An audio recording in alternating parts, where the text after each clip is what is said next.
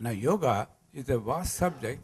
Uh, mm, from time immemorial, India has shown the world the path of yoga.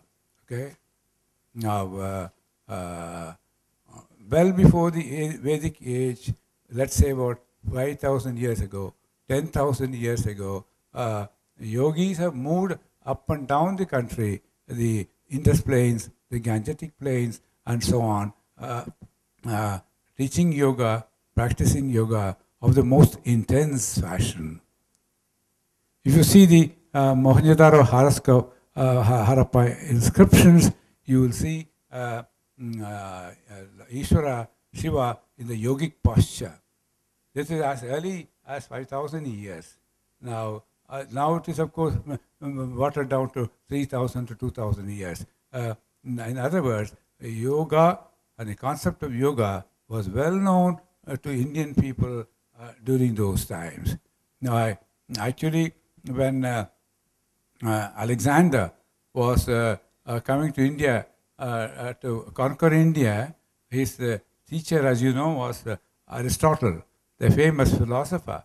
And he asked him, and he said, I'm going to India to conquer and come back. Now, do you want anything from India? Do you want anything from India? And he says, bring some yogis from India.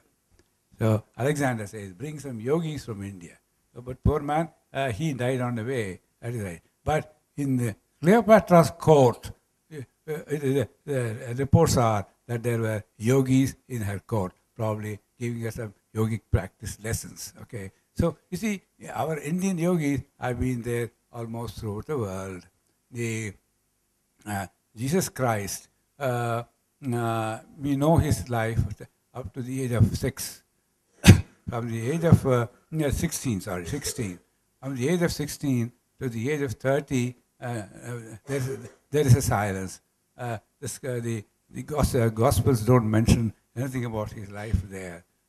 He's supposed to have spent his time with the Essene community, which is a secret, mysterious community wherein he learned a lot of disciplines and a lot of practices. Now, the Essenes housed many yogis from India and learned a lot of yogic practices and were very well up in yogic practices. It is said that Jesus became very well acquainted with very intense yogic practices.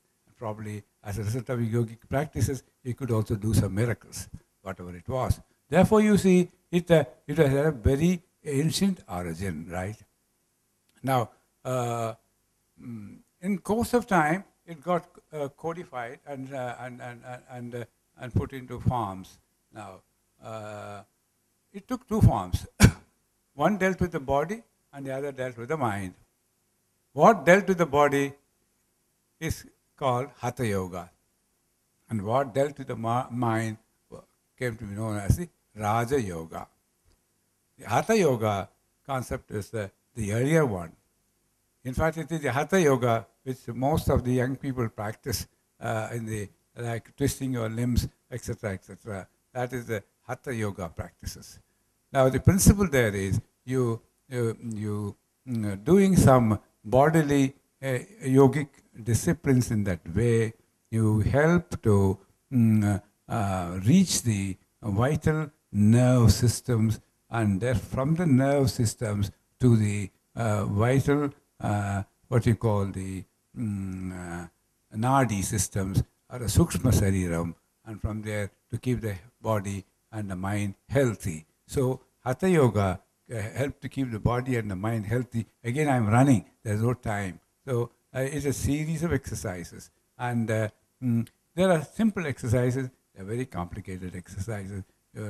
Depending upon what you are capable of, trained teachers are there to tell you what to go about. But I tell you, it's very important that whatever physical gym you go to, whatever physical exercise you do, you must have some idea of the rudiments of yoga, Hatha Yoga. So you combine that in such a way that it helps you to improve the mental poise as well as help the inner nadi health.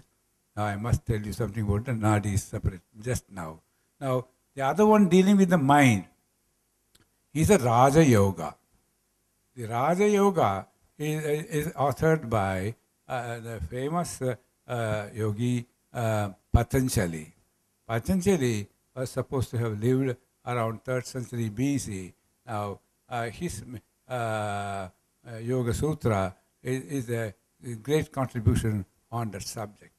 Now, that is mainly practices to control and discipline your mind. It's a lifelong effort. Yama, Niyama, Pranayama, Asana, பிறகு தியானம், பிறகு பிரத்யாகாரம், பிறகு தாரணம், பிறகு தியானம், and finally samadhi. So dharana. And so 8 is called 8-limbed practices. Ashtanga Yogam. Ashtanga Yogam. This is a lifetime effort. Swami Ramakrishna, Swami Vivekananda, they are the ones who popularized the Ashtanga Yoga of Patanjali. Now, it's you have to do basic yoga, you have to do basic asanas, you have to learn basic pranayama, and then thereafter internal discipline comes. You have to control your thoughts and stay where you are, and then concentrate on a particular thought, dhyana, and ultimately merge with that thought, samadhi. So that's what it is, and it's a process of a lifetime. It's a process by which you can reach higher levels of consciousness. So that helps that way. You see. So I'm not going into all that. I'm just giving you a very rough and ready picture of the yoga world. So good. No yoga should be done unless it is taught by a proper teacher, either Raja Yoga or Hatha Yoga. Particularly pranayama should be handled only by experienced teachers. So we should look for them. And nowadays, I think big corporate concerns have their own yoga training and things like that, as I understood. If they are good teachers, well and good. If they are good teachers, well and good. That's very important. Particularly, Raja Yoga is a lifetime effort, but it involves yama and niyama. That is your life of what to avoid and what to take. What to avoid is very important. You have to avoid drink, you have to avoid this, you have to avoid that. That's the way you start your life. And niyamam, you have to do certain things. These are all the things which you have to do. Then you get the fullest benefit of your samadhi. So that is the Raja Yogam. Hatha Yogam is for the body and the physical body, the gross body, and the Sukshma Sarira. One word about Sukshma Sarira. The Sukshma Sarira is the Sarira of Nadis. It is not visible. Something inside of us now consists of the flow of energy. What you get as pranavayu, that is your oxygen, goes to help your gross body. Even as you inhale your pranavayu, oxygen, you are also set to inhale what is called prana. That prana is a universal energy. It's there all over. It is cosmic. It is as early as creation, and it is there all over. And it is therefore naturally inside us also. When we inhale, it goes in. But where does it go? It doesn't go through your blood vessels or nerves, etc. It goes through separate channels of circulation. These channels are called nadis. Our yogis have said there are about 70,000 nadis in the body, and they are all connected and interconnected, etc. And they are all put together as a series of flowery arrangements which are called the chakras. The chakras are in the center of the body. These are the 6 chakras, all the Adhara chakras. Now, the chakras are the ones which gather the prana energy and circulate it throughout the body. Where the chakra energy is not properly circulating, that part of the body you will see is diseased. Now, this has been proved by Kirlan photography in Russia. has to evolve that Kirlian photography method, which takes the aura of the deceased people and so on. They found that there's an energy outlay on the gross body. It's well known now. In fact, somebody brought that type of photographic machine to Annanagar, our Pranic Healing Center.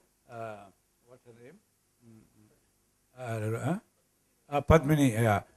There he demonstrated the existence of an aura, what they call etheric double. They call it etheric double. Therefore, it is true that we are able to throw off some amount of energy from out of our inside body.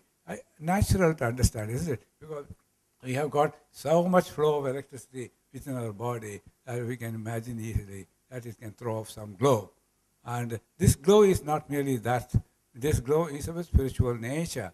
This glow comes as a result of the circulation of energy through the nadis. And so this nadis must be kept in sound health.